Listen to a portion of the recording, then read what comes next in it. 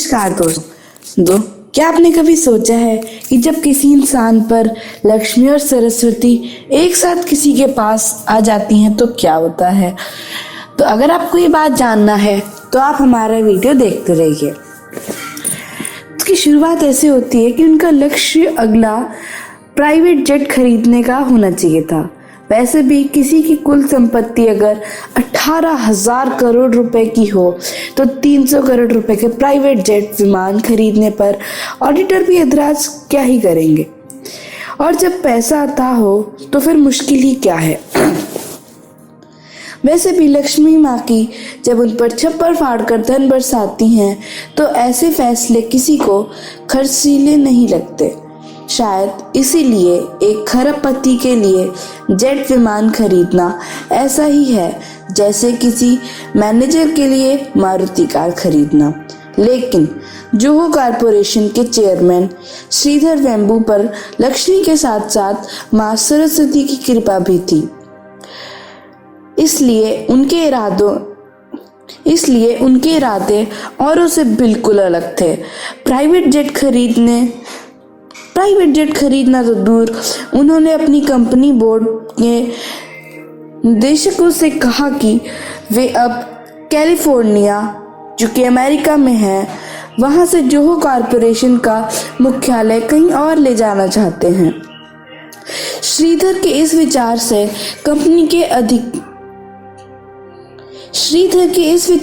Company के अधिकारी हतप्रभ थे, क्योंकि सॉफ्टवेयर इंडस्ट्री के लिए कैलिफोर्निया के बे एरिया से मुफीद जगह दुनिया में और कोई ना होगी। गूगल, एप्पल, फेसबुक, ट्विटर या सिस्को सब के सब इसी इलाके में रचे बसे, फले और फूले। पर श्रीधर तो और भी बड़ा अप्रत्याशित फैसला लेने जा रहे थे।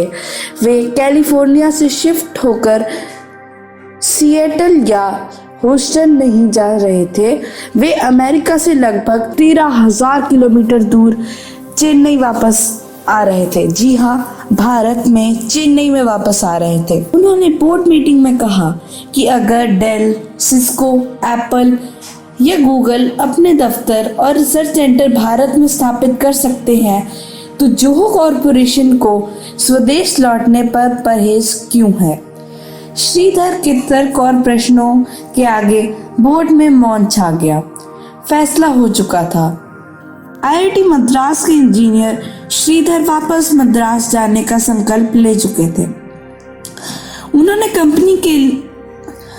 कंपनी के नए मुख्यालय को तमिलनाडु के एक गांव जिला टेंगसी में स्थापित करने के लिए 4 एकड़ जमीन पहले से खरीद ली थी और ऐलान के मुताबिक अक्टूबर 2019 यानी ठीक 1 साल पहले श्रीधर ने टेंगसी जिले के मतलामपराई गांव में जोहो कॉरपोरेशन का ग्लोबल हेडक्वार्टर शुरू कर दिया।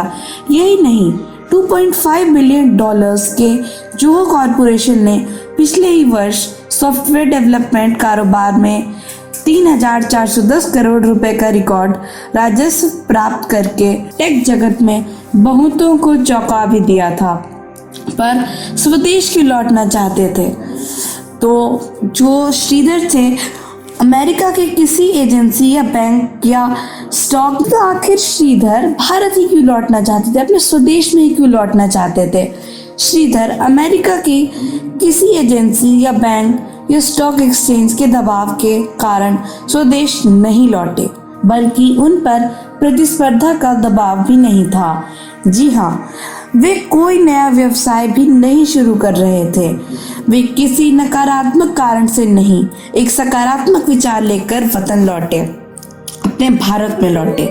उन्होंने कई वर्ष पहले संकल्प लिया था कि अगर जोहो ने बिजनेस में कामयाबी पाई तो वे प्रॉफिट का बड़ा हिस्सा स्वदेश में निवेश करेंगे। कंपनी के मुनाफे को वे गांव के बच्चों को आधुनिक शिक्षा देने पर भी खर्च करेंगे। इसी इरादे से उन्होंने सबसे पहले मतलामपराई गांव के में बच्चों के लिए निशुल्क आधुनिक स्कूल खोले। कंप्यूटर टेक्नोलॉजी के जानकार श्रीधर गांव में ही जोहो विश्वविद्यालय भी बना रहे हैं, जहां भविष्य के सॉफ्टवेयर इंजीनियर तैयार होंगे। फोर्ब्स मैगजीन में दिए एक इंटरव्यू में श्रीधर ने बताया कि टेक्नोलॉजी को अगर ग्रामीण इलाकों से जोड़ा जाएगा तो गांव से पलायन रोका जा सकता है। गांव में प्रतिभा है, काम करने की इच्छा है। अगर आधुनिक शिक्षा से हम बच्चों को जोड़े तो एक बड़ा टैलेंट पूल हमें गांव में ही मिल जाएगा। इसलिए मैं भी बच्चों की क्लास में जाता हूँ, उन्हें पढ़ाता भी हूँ। मेरी कोशिश गांव को सैटेलाइट से जोड़ने की है।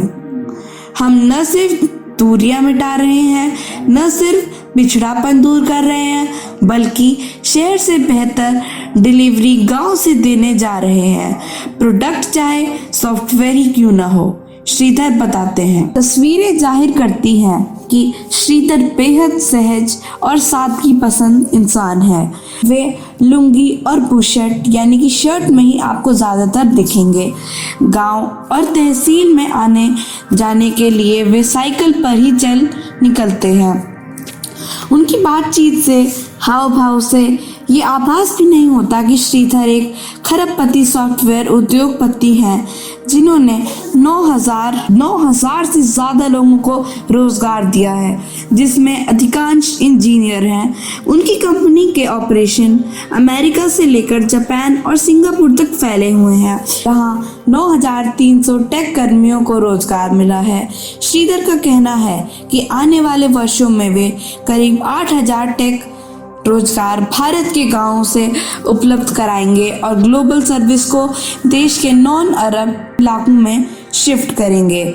शिक्षा के साथ गांव में वे आधुनिक अस्पताल, सीवर सिस्टम शिक्षा के साथ साथ गांवों में श्रीधर ने आधुनिक अस्पताल, सीवर सिस्टम, पेयजल, सिंचाई, बाजार और स्किल सेंटर भी स्थापित किए हैं। तो दोस्तों, ऐसे कई उदाहरण ही होते हैं जिन पर लक्ष्मी माँ और सरस्वती माँ की एक साथ कृपा होती है। यूं तो वो कोई अपने लिए प्राइवेट जेट जो लगभग 18,000 करोड़ तक का आता है बड़ी आसानी से खरीद सकते हैं, लेकिन फिर भी उन्होंने अपने देश के बारे में पहले सोचा, अपने देश के फायदे में पहले सोचा। तो अगर सारे हमारे भारतीय ऐसे ही सोच रखेंगे तो हमारा भारत एक ना एक दिन विश्व गुरु जरूर बनेगा।